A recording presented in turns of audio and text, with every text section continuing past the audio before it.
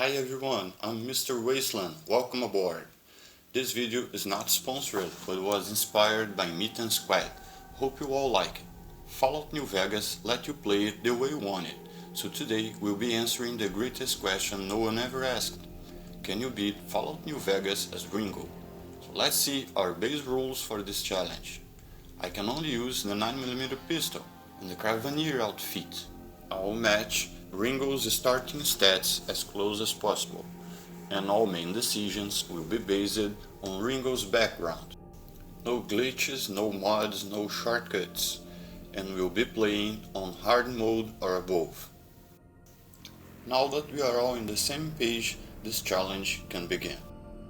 I took the only name possible, gave myself the right look, and set my special points to match Ringo +1 because I have no other way around it. Again, matched the official skills with guns, melee and unarmed. I couldn't find any official traits, so I got Lugan's loophole and skilled, so I can burn out fast and die young. I've thanked Dr. Mitchell, chose hardcore mode cause why not? Also, we'll be playing on hard because the 9mm pistol is an overpowered weapon and it wouldn't be a challenge on easy. Got into the saloon by the only door that makes sense at this point, and my arrival couldn't be in better timing, as I just saw Joe Cobb threatening Trudy to give up on me, so I put him to rest and showed him the way to his deserved room. Repaired a radio for the mild inconvenience that Trudy had to collect Joe Cobb's brain all over her tables.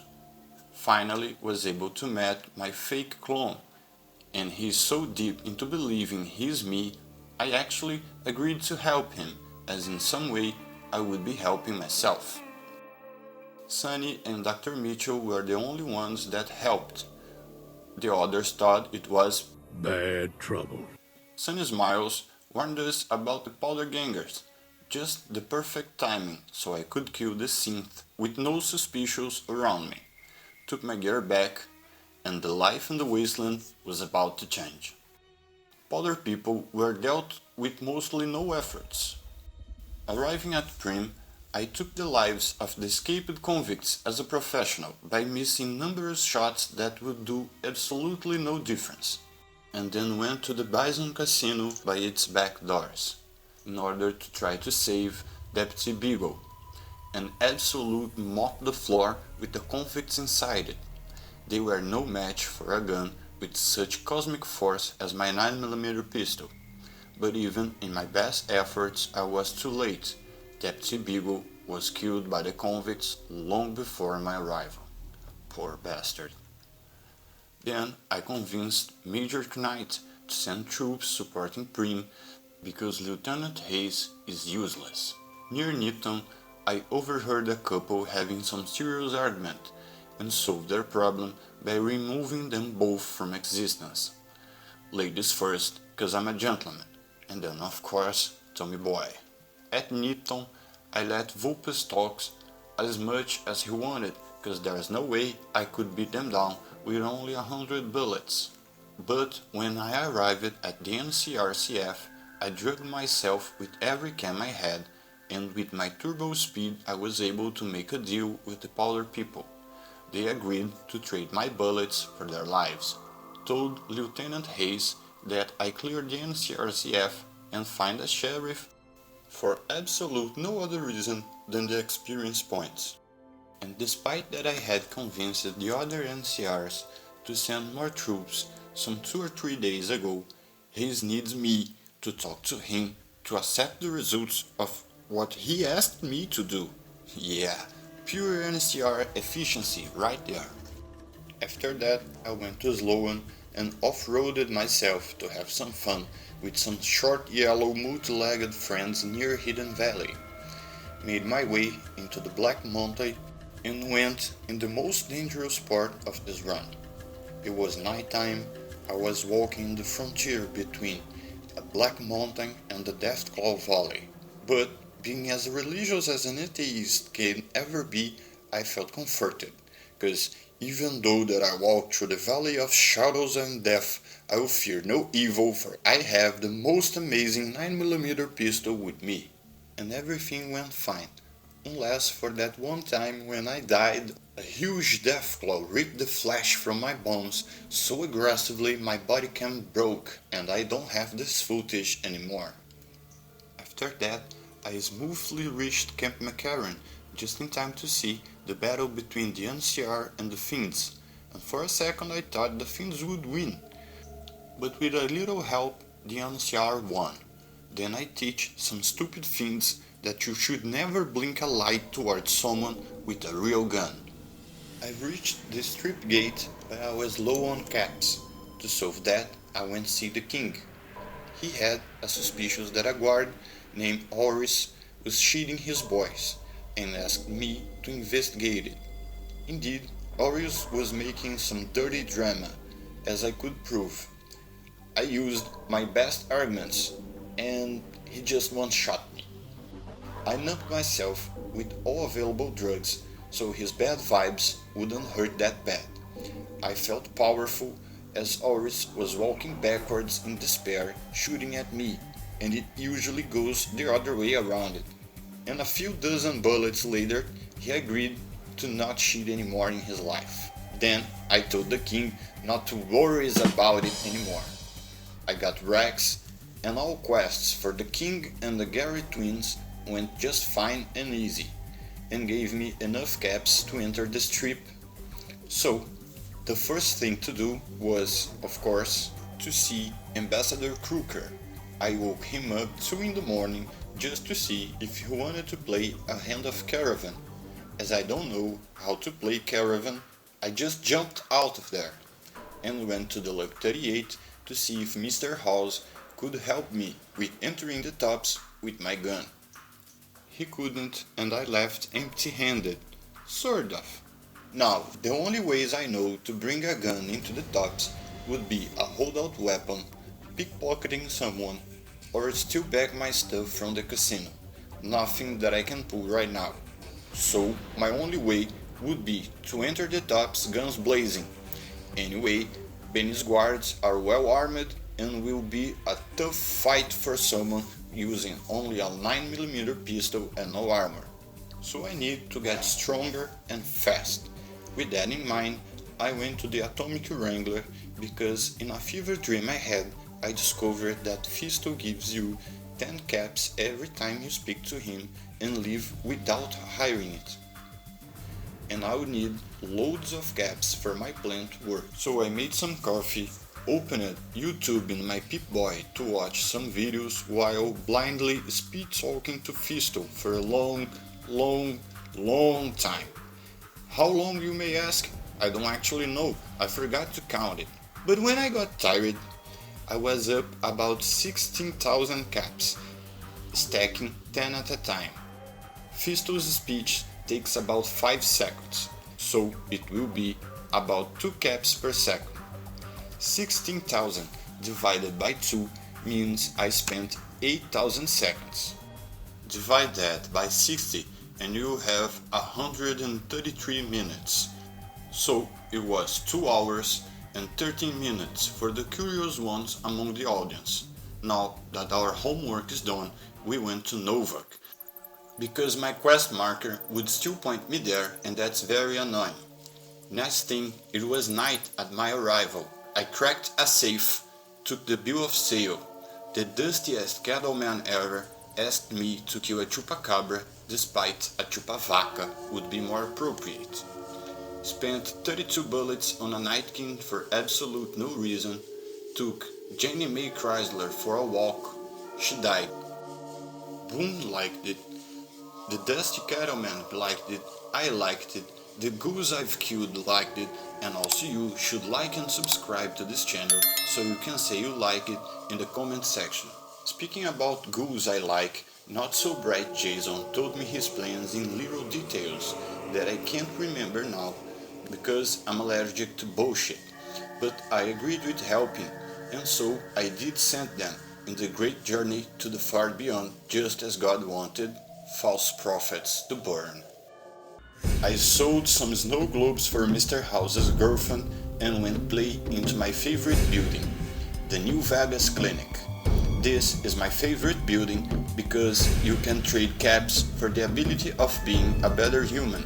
So I bought the Nonsense Regulator, an Intel processor, the Nemesis Subliminal Armor, the Overseer of Vault Zero, the Phoenix Motorcycle Breeder, and a new pair of visual sensors. Outside there, Rex got a little too happy to see that now we are both part machine. Ain't that right, boy? And finally it was time. I took my meds and entered the tops in turbo mode and started opening small little holes through Benny's suit with my overpowered weapon. And in a turn of events, his soul left his body, releasing Benny from this plane of existence. In the hallway upstairs, a couple of chairmen didn't like me until they met the cosmic force that is my new 9mm pistol. I met the original Claptrap, just to punish the White Cannibal Society for doing the wrong type of veganism. After some jogging around, I met Mr. Krabs' daughter, and she agreed to help me in the second battle for the Hoover Dam, most probably out of fear of seeing my clothes are still wet from the White Glove's blood. Then I thought it was being too easy, so I changed the game to very hard. Destroyed Mr. House's bunker, but not because Kaiser asked me. Back in the camp, I met the most dedicated bodybuilder to ever live or die in the Wasteland. Into Kaiser's tent, I didn't remember there was so many guards. It was a hell of a fight, and the only strategy I was able to use here was running backwards in circles. That prevented me from using VETs, but also kept them mostly far away to beat me down. I got some damage along the process, but I was under so many chems, it was nice I didn't overdose. When it all ended, I almost depleted my ammo. Next up is Mr. House, who keeps his nose high above the others, thinking he is so special. So he must go just as anyone else in the Wasteland, with 3 shots to the head. After that, the NCR sent me to destroy the Brotherhood of Steel. They have at least a couple thousand people under their command, lots of trooper rangers, and even heavy NCR patrols with power armors and Gatling guns. But yeah, surely sending someone with simple clothes and a 9mm pistol will work much better. Yeah, it was a long and boring way, but in the end, Elder McDonald's gave up on dying alone in a hole and was so thankful to me that he agreed into helping the NCR in the second battle for Hoover Dam. Colonel Cassandra didn't like it that I made a deal with my tin can suited friends, and from now on her name is Karen. But it doesn't matter, because now it's the time to protect President Kimball. This is a very important part, not only because I'm saying so, but during this run I tried to make decisions based on what Ringo would do.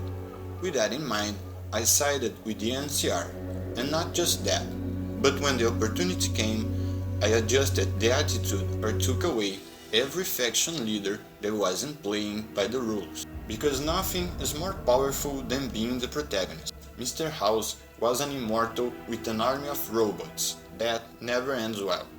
Boomers, Kings, Kens, and my tinfoil hat friends were put in line.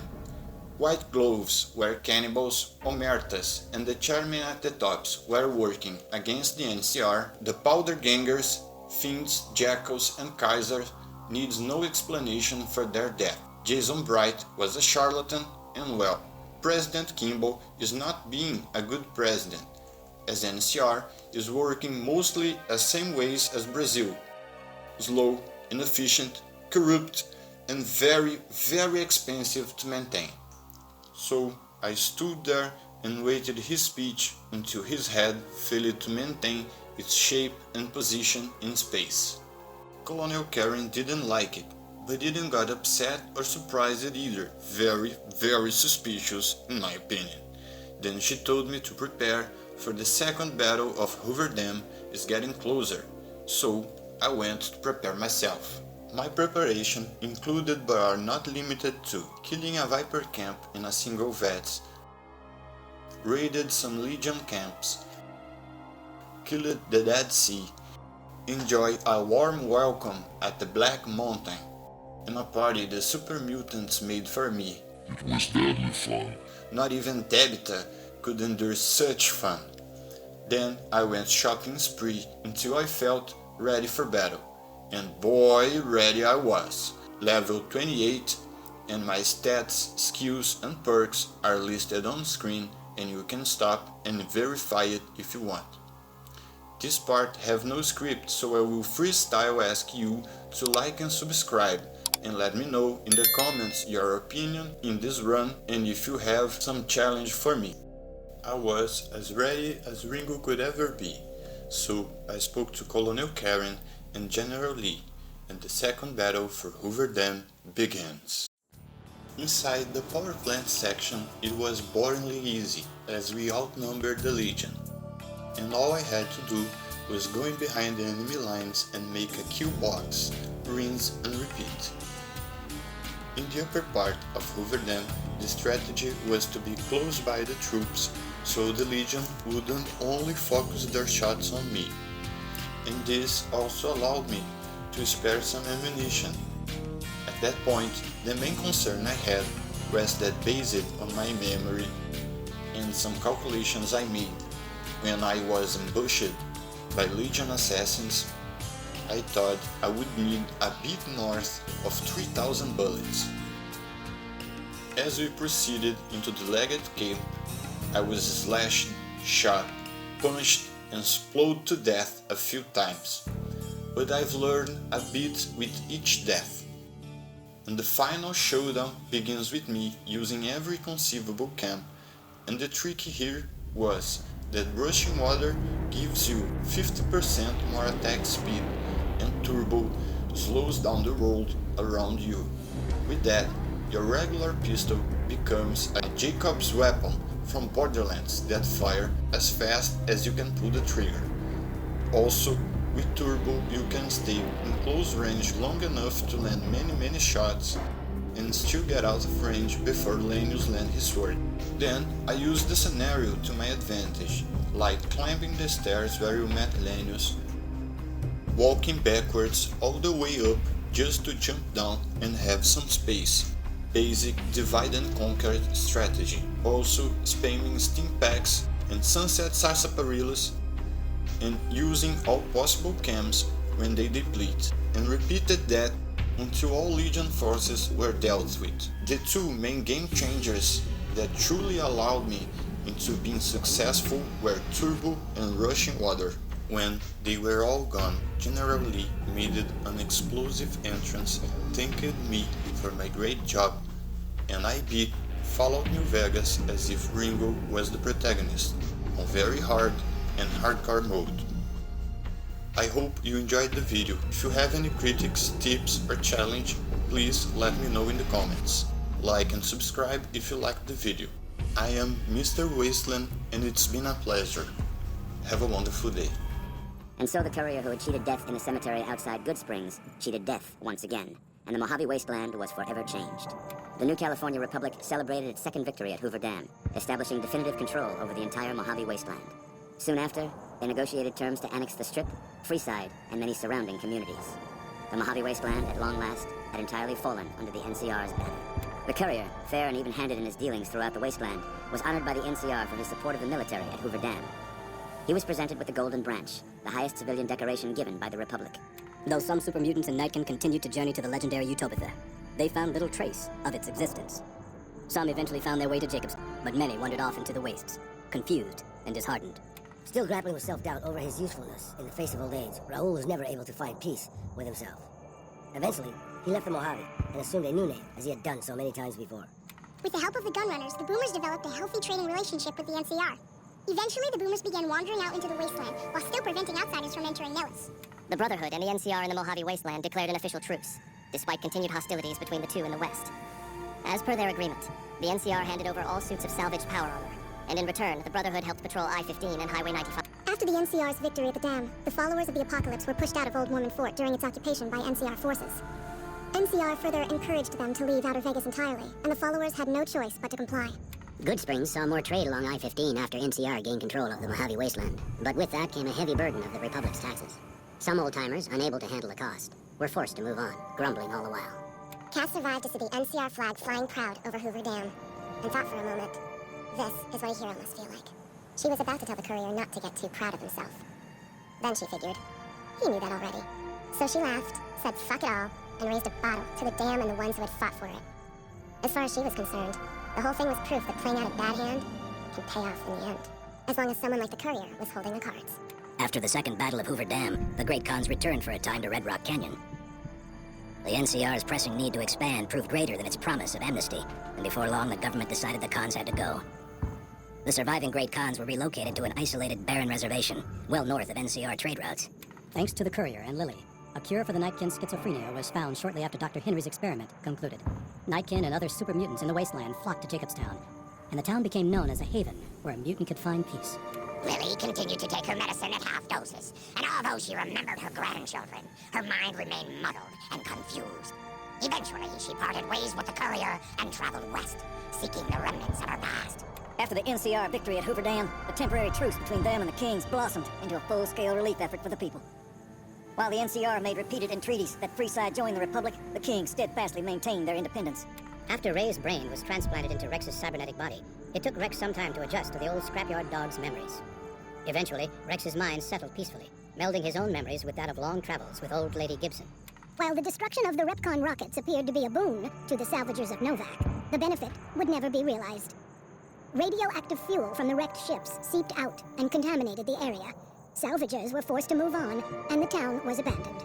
After Hoover Dam, the leaderless powder gangers at the correctional facility vanished into the wastes, leaving the prison empty. The correctional facility became another abandoned ruin in the wasteland, its carcass occasionally picked over by enterprising prospectors. Armed with a wide array of improvised explosives and stolen weapons, the Vault 19 powder gang tormented the Mojave Wasteland for years. Citizens of the NCR were favorite targets, and they always suffered the worst fates. After Hoover Dam, NCR helps rebuild Prim as a major stopping point on the Long 15. Though Prim citizens chafe under NCR's taxes, they benefit greatly from the increased protection and merchant traffic. And so the Courier's Road came to an end, for now. In the new world of the Mojave Wasteland, fighting continued, blood was spilled, and many lived and died just as they had in the old world. Because war never changes.